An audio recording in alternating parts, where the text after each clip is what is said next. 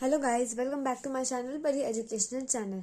आज मैं आपको क्लास 8 की जो संस्कृत की बुक है दिव्यांजलि, उसका पाठ 8 जो है पुनर्मूषकौ भव, जो एक चित्रकथा है, उसका अनुवाद बताने जा रही हूँ।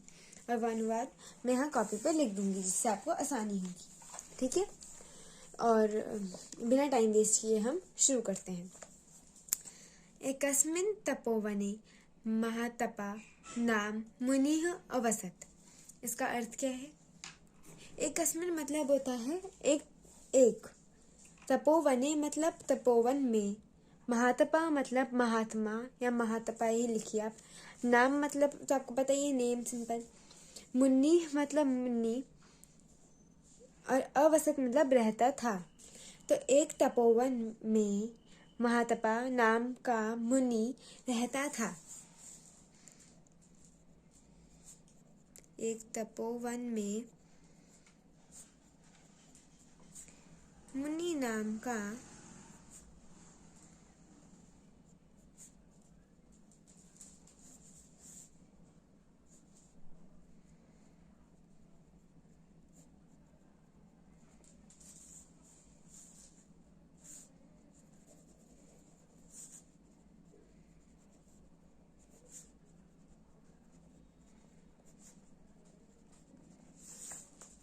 यहाँ मैंने लिख दिया है, एक तपोवन में महातपा नाम का मुनि रहता था। अब आगे क्या है? स मुनि एकदा काकेन नियमानम मूषक शावकम अपश्यत। मतलब सह मतलब होता है वह, लेकिन सेंटेंस के हिसाब से हम उसे चेंज कर सकते हैं, तो हम वहाँ उसे उस बोलेंगे। मुन्नी मतलब मैंने आपको बताया मुन्नी। एकदा मतलब एक बार। काकेन मतलब कौवे के। नियमान मतलब जैसे नियम के विरुद्ध, ऐसे। मुशक मतलब चूहे के बच्चे। अपश्यत को देखा। तो इसकी अगर हम पूरी सेंटेंस की हिंदी निकालें तो ये होगी, उस मुन्नी ने एक बार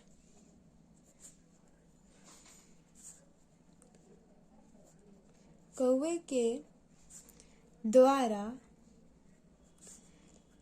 ले जाए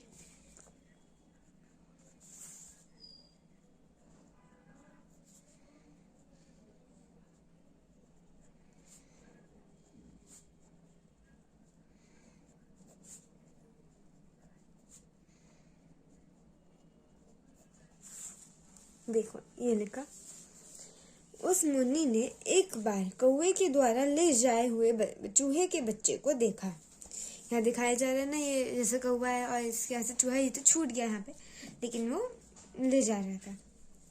सब भावेन दयालु मुन्नी तम शावकम अरक्षत अन्न करने संवरद च।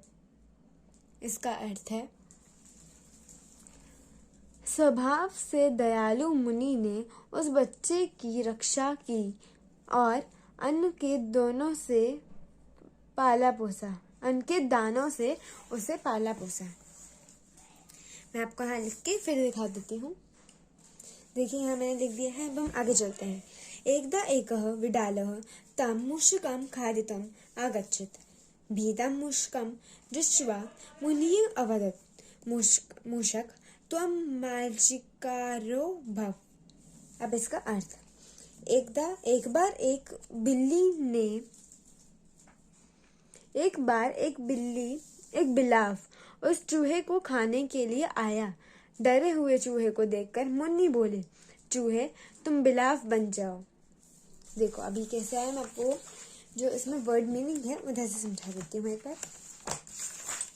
देखिए यहाँ पे मैं आपको बताती हूँ। देखिए विडालः लिखे हैं, मार्जारः, इन दोनों का मतलब है बिल्ली। देशवा मतलब देखकर। तो अब हम यहाँ से सेंटेंस बनाते हैं। एक बार एक बिलाव को देखकर हाँ, तो इसकी हिंदी में बताई थी, बीच में थोड़ा डिस्टर्ब हो गया, सॉरी फॉर दैट। एक बार एक बिलाव उसे चूहे को खाने के लिए आया। डरे हुए चूहे को देखकर मुन्नी बोले, चूहे तुम बिलाव बन जाओ। अब मैं आपको यहाँ पे लिख कर फिर दिखाती हूँ। देखिए यहाँ तक मैंने लिख दिया है। अब हम आगे चलते हैं। अन्येदु सह विडालः कुक्कुरात् भीत्वा धावति। इदं दृष्ट्वा मुनिः उचैव कुक्कुरात् भीतः अस्ति त्वमपि कुक्कुरौ भव। इसमें अब जो मुनि है वो अब आगे देखते हैं। अगले दिन वह बिलाव कुत्ते से डर कर भागता है। यह देखकर मुन्नी बोले, कुत्ते से डरते हो, तुम भी कुत्ता बन जाओ। अगर पहले क्या हुआ, अब मैं आपको एक बार इस शॉर्ट में इतनी कहानी बताती हूँ। एक महात्मा थे, वो एक तपोवन में रहते थे। उनका नाम मुनि था। एक दिन उन्होंने देखा कि एक चूहा ऊपर से गिर रहा था जो कौवे ने पकड़ा हुआ था। उन्होंने उस चूहे को अच्छे से पाला पोसा और उसे खाने के लिए अन्न दिया। फिर एक दिन एक बिल्ली उस चूहे के पीछे पड़ी हुई थी, भाग रही थी। तो इस महात्मा ने बोला चूहे से कि तुम बिलाव बन जाओ। फिर अगले दिन क्या हुआ, उस जो बिलाव था उसके पीछे ये कुत्ता पड़ा हुआ था। तो उसने बोला कि तुम अब कुत्ता बन जाओ। ऐसे ही आगे होगा। तो मैं आपको अब इसका लिख के फिर दिखाती हूँ। देखिए अब मैंने इसका और अगले वाले का भी लिख दिया, ठीक है। अब मैं अगले वाले का बताती हूँ। उसने बोल दिया कि अब आप कुत्ता बन जाओ। बिलाव को बोला कि अब तुम कुत्ता बन जाओ। अब आगे जब वह आगे गया तो क्या हुआ, अब वह कुत्ता शेर से डरकर भागता है। तो मुनि ने जब कुत्ते को देखा कि वो भाग रहा है तो उसने बोला, तुम भी शेर बन जाओ। तो ऐसे वो यहाँ तक शेर बन गया।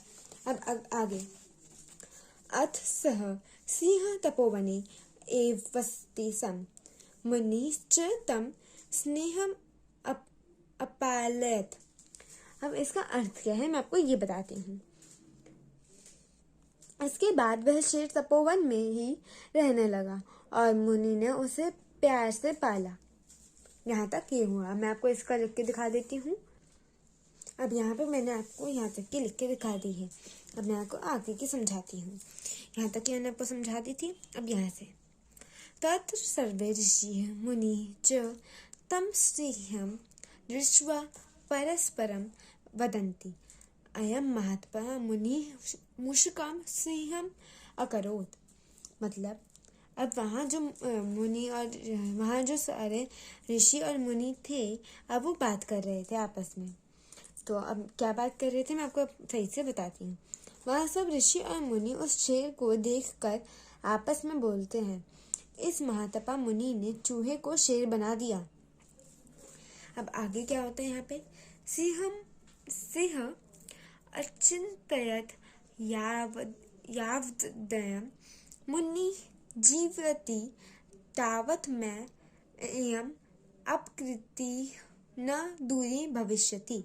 अब इसका मतलब, फिर वहाँ जो शेर था ये सोच रहा है कि जब तक यह मुनि जिंदा है तब तक मेरी यह निंदा दूर नहीं होगी। तो अब आगे होता है। तब वो क्या सोचता है कि उसकी निंदा जब तक ये मुनि जिंदा है तब तक उसकी जो निंदा है वो दूर नहीं होगी। तब शेर आगे क्या सोचेगा, यह सोचकर शेर मुनि को मारने के लिए तैयार हो जाता है। उसके बुरे विचार को जानकर मुनि ने जल्दी ही फिर से चूहा बन जाओ ऐसा कहकर फिर उसे चूहा बना दिया। बस यहाँ पे हमारी कहानी एंड हो जाती है।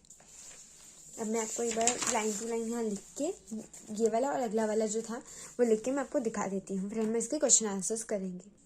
तो गाइज मैंने यहाँ पे पूरे इस चैप्टर का अनुवाद लिख दिया है, आप इसे देख सकते हैं। तो अब हम इसके क्वेश्चन आंसर्स पर चलते हैं। तो अब हम आगे करें क्वेश्चन आंसर्स। यहाँ पे मैं आपको बता देती हूँ ये वर्ड मीनिंग दिया है और यहाँ दिया है यहाँ पे जैसे हमें बताया गया है कि इसे जोड़ेंगे तो ये बन जाएगा, ऐसे समझाया है। तो ये सब आपको यहाँ पर शब्द अर्थ हैं, उसके बाद यहाँ पे पर्यायवाची है, फिर पाठ्य पदानाम इसमें मतलब आपको है कि संधि जो चैप्टर में यूज हुई है वो बताई है। यहाँ अवयव के बारे में बताया है, मतलब अवयव जो चैप्टर में आए हैं उसके अर्थ के साथ। और यहाँ नवीन धातवः मतलब धातु है। तो हम इन्हें छोड़ के आगे क्वेश्चन आंसर्स पर चलते हैं। मुन्नी कुत्र अवसत। अब मैं यहाँ कॉपी पे लिखूंगी नहीं, यहाँ पे मैं लिख नहीं रही हूँ, मैं आपको बुक में ही बता देती हूँ। मुन्नी कहाँ रहता था, तो हमने चैप्टर में कहाँ पढ़ा है, मुन्नी कहाँ रहता था, तपोवने। तो हमें यहाँ वन वर्ड में आंसर देना है, क्योंकि इसमें दिया है प्रदत्त प्रश्नान एक पदेन उत्तरत, तो एक पद में हमने उत्तर दे दिया। नेक्स्ट करते हैं। मुन्ने नाम किम आसीत। जो मुनि था इसका नाम क्या था, महातपा, तो हमने महातपा लिख दिया। का कह कम नयति सम। कौवे ने कौन से किस नियम का पालन नहीं किया, तो उसने मूषकाम। यहाँ पे आप लिख दीजिए, मैं लिख देती हूँ।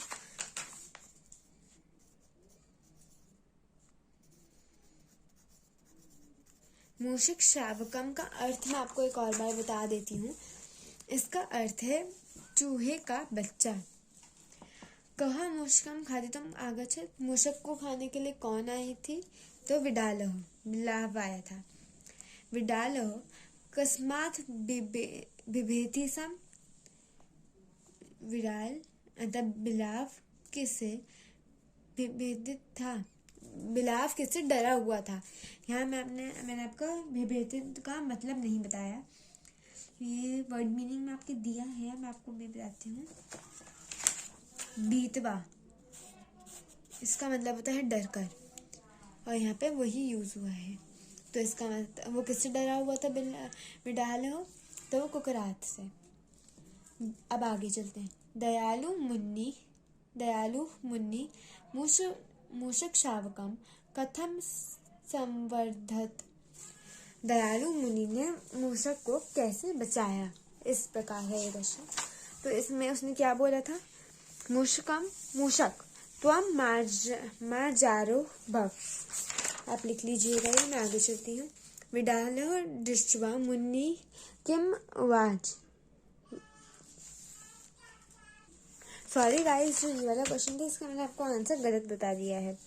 यहाँ दयालु मुनि मूषकम कथम संवर्धत, तो इसका आंसर यहाँ पे है, ये लाइन जो है ये आएगी, ठीक है। और जो सेकंड वाला है विडालः दृष्ट्वा मुनि किम उवाच, तो जब विडालः दृष्ट्वा मुनि उवाच कुकरात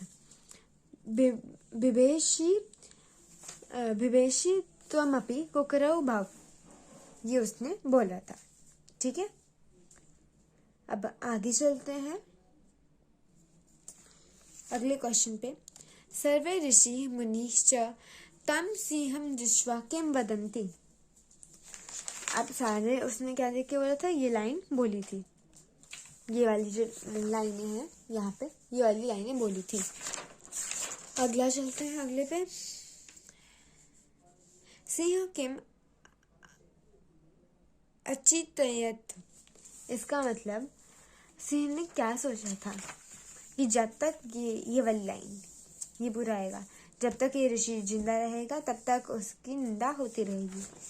अगला लास्ट वाला जो है, सिंहम कुविचारम ज्ञातवा मुनि किम अकरोत्।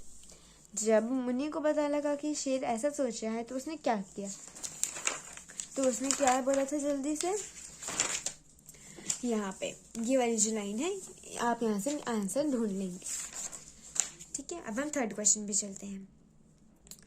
प्रदत्त पदानाम प्रकृति प्रत्यय विभागम कुरुत। मतलब दिए गए शब्दों में से मूल शब्द और प्रत्यय अलग कीजिए। खादितुम, खाद प्लस तुमुन, तो मैंने प्रत्यय हमें अलग करने हैं, तो ये सारे प्रत्यय हैं और ये सारे मूल शब्द हैं। दृष्ट्वा, दृश्य प्लस कत्वा। भीतवा, भी प्लस कत्वा। चिंतयतित्वा, यहाँ होगा चिन्ह और कत्वा। ज्ञातवा, ज्ञा प्लस कत्वा। तपोवने महात्मा नाम मुनि आसीत। करना क्या है हमें क्वेश्चन में, रेखांकित पदों के आधार पर प्रश्न निर्माण कीजिए। अब प्रश्न निर्माण कैसे करते हैं मैं आपको ये बताती हूँ।